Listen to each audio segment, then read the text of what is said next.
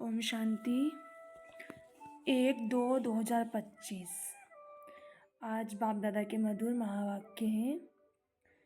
बाबा ने कहा है, आत्माओं का स्वधर्म शांति है। तुम शांत स्वरूप हो। योग बल से तुम्हें सारी दुनिया को पवित्र बनाते हो। ईश्वरीय सर्विस कर अपना जीवन 21 जन्मों के लिए हीरे जैसा बनाना है।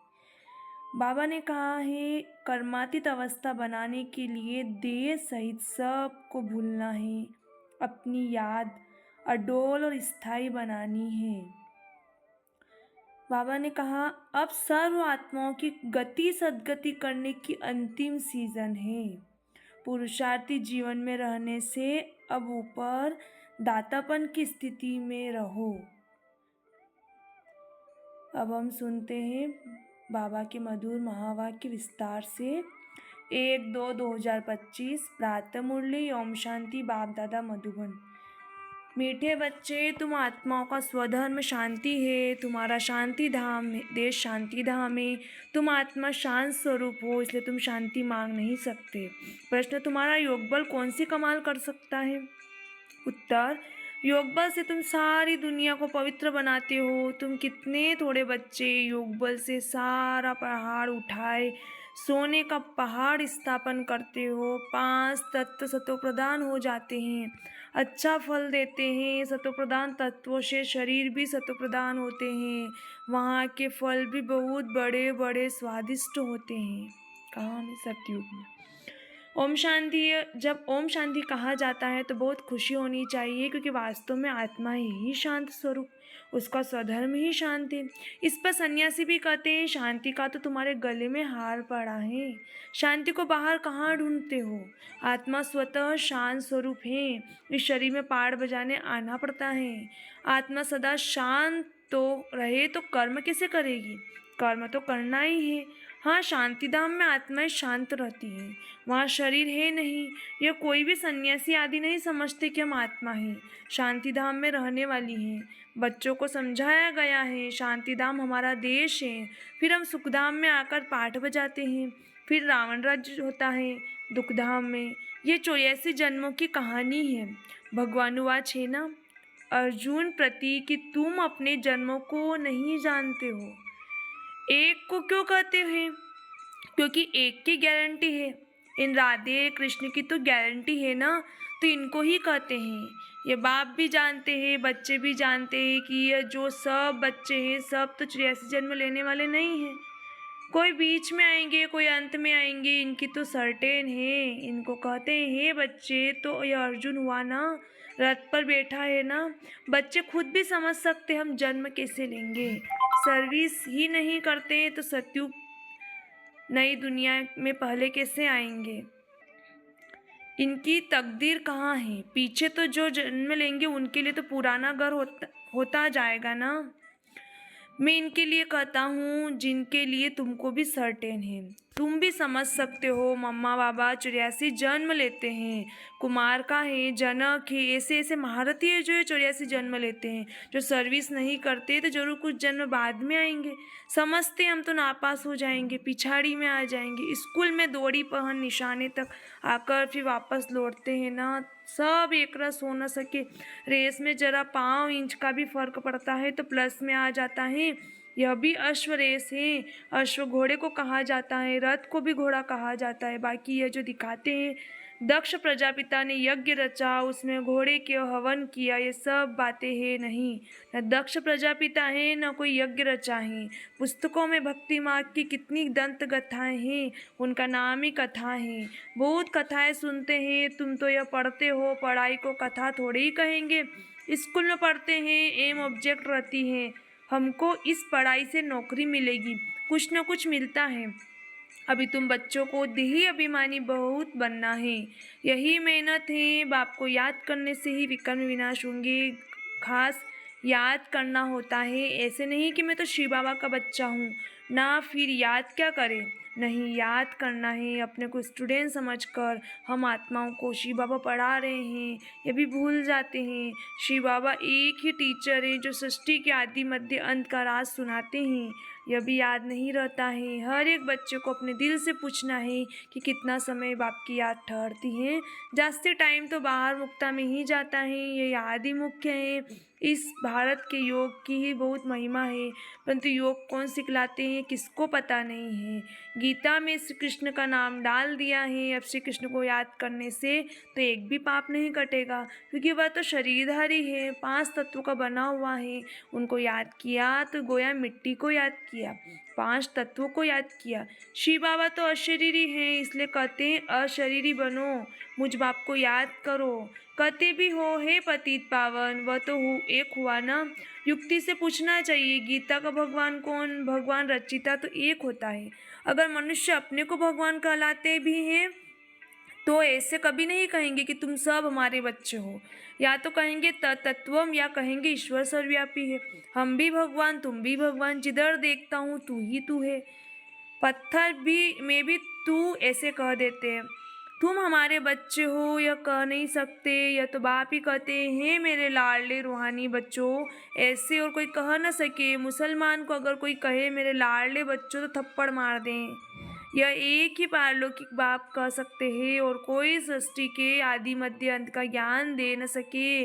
84 की सीढ़ी का राज कोई समझा न सके सिवाय निराकार बाप के। उनका असली नाम ही है शिव। यह तो मनुष्य ने अथाह नाम रख दिए हैं। अनेक भाषाएं हैं तो अपनी अपनी भाषा में नाम रख देते हैं।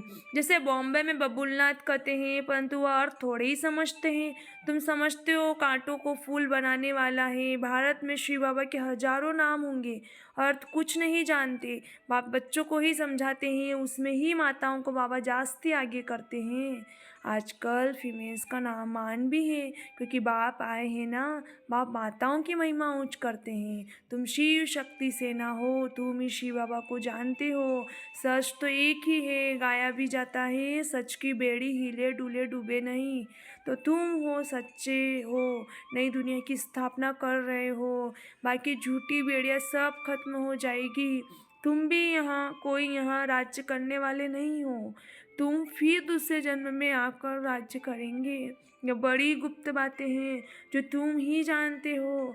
ये बाबा न मिला होता तो कुछ भी नहीं जानते थे। अभी जाना है। यह है युधिष्ठिर, युद्ध के मैदान में बच्चों को खड़ा करने वाला। यह है नॉन वायलेंस, अहिंसक। मनुष्य हिंसा समझ लेते हैं, मारी मारा मारी मारी को। बाबा कहते हैं पहली मुख्य हिंसा तो काम कटारी की है, इसलिए काम महाशत्रु है, इन पर ही विजय पानी है। मूल बात है ही काम विकार की। पतित माना विकारी, विकारी कहा ही जाता है पतित बनने वाले को। जो विकार में जाते हैं, क्रोध करने वालों को ऐसे नहीं कहेंगे कि विकारी है। क्रोधी को क्रोधी, लोभी को लोभी कहेंगे। देवताओं को निर्विकारी कहा जाता है। देवता निर्लोभी निर्मोही निर्विकारी है, वह कभी विकार में नहीं जानते। तुम कहते हो विकार बिगर बच्चे कैसे होंगे, उन्हों को तो निर्विकारी मानते हो ना। वह है ही वाइसलेस दुनिया, द्वापर कलयुग है विशेष दुनिया। खुद को विकारी, देवताओं को निर्विकारी कहते हो ना। तुम जानते हो हम भी विकारी थे, अब इन जैसा निर्विकारी बन रहे हैं। इन लक्ष्मी नारायण ने भी याद के बल से पद पाया है, फिर पा रहे हैं। हम ही देवी देवता थे, हमने कल पहले ऐसे राज्य पाया था जो गवाया, फिर हम पा रहे हैं। यही चिंतन बुद्धि में रहे तो भी खुशी रहेगी, परंतु माया स्मृति भुला देती है। बाबा जानते तुम स्थायी याद में रह नहीं सकेंगे। तुम बच्चे अडोल इवन याद करते रहो तो जल्दी कर्मातीत अवस्था हो जाए और आत्मा वापिस चली जाए, परंतु नहीं, पहले नंबर में तो जाने वाला है। फिर शिव बाबा की बारात। शादी माताएं मिट्टी के मटके में ज्योति जगा कर ले जाती है ना, वही निशानी है। शिव बाबा साजन तो सदा जागती ज्योत है। भाई कि हमारी ज्योति जगाई है, यहाँ की बात फिर भक्ति मार्ग में ले गए हैं।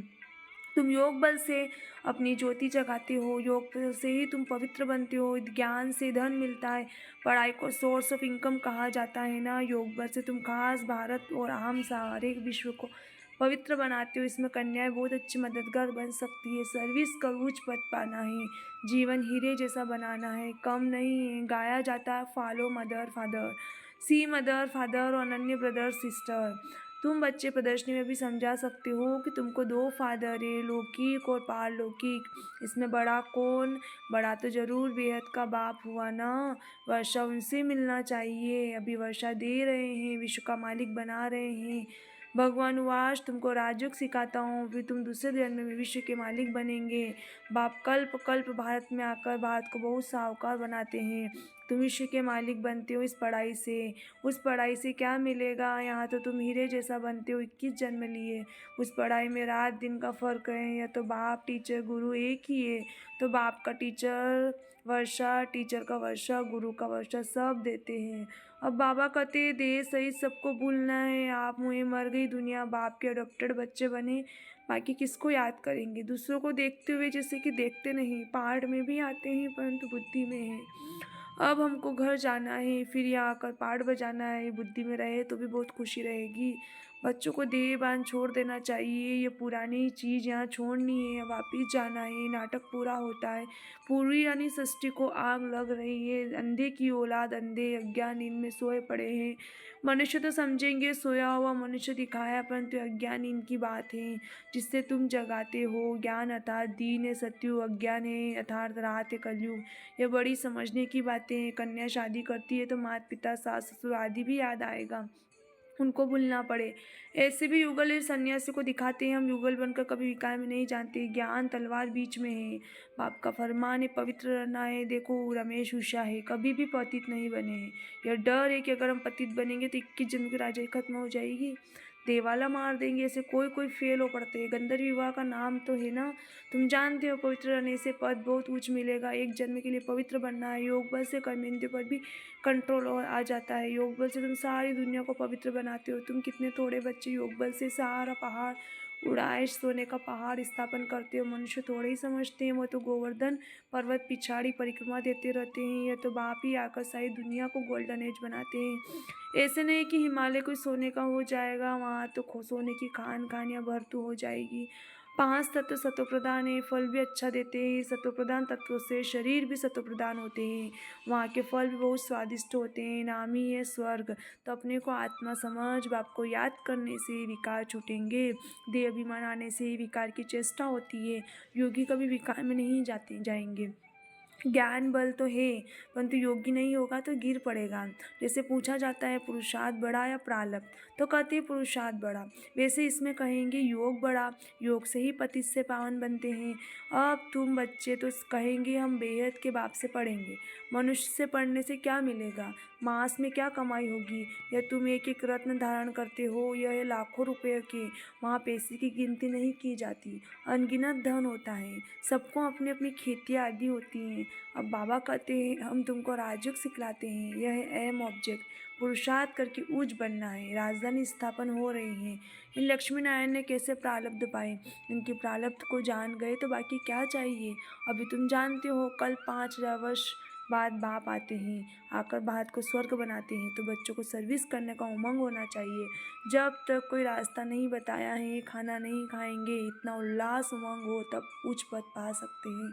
अच्छा, मीठे मीठे सिकलते बच्चों प्रति माता पिता बाप दादा का याद प्यार गुड मॉर्निंग।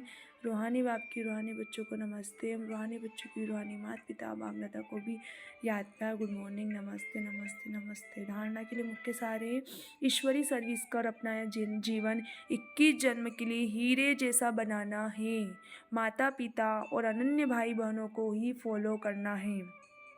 दूसरा, कर्मातीत अवस्था बनाने के लिए देह सहित सबको भूलना है। अपनी याद अडोल और स्थायी बनानी है। देवताओं जैसा निर्लोभी निर्मोही निर्विकारी बनाना है।